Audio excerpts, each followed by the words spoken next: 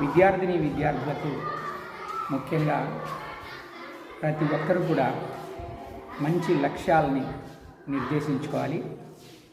ఆ లక్ష్యాల్ని సాధించేదానికి అడుగులు ముందుకు వేయాలి.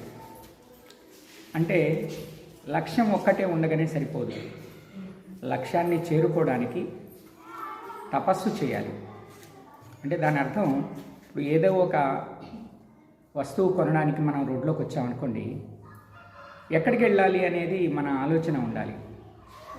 బజార్కి వెళ్ళాలా, మార్కెట్కి వెళ్ళాలా, ఇంకెక్కడికి వెళ్ళాలా, లక్ష్యం ఉంటే ఆ వైపుగా మనం అడుగులు వేస్తాం. అలాగనే జీవితానికి కూడా ఒక లక్ష్యం ఉండాలి.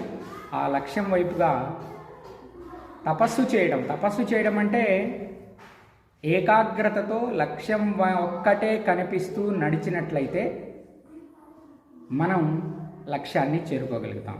ధన్యవాదాలు.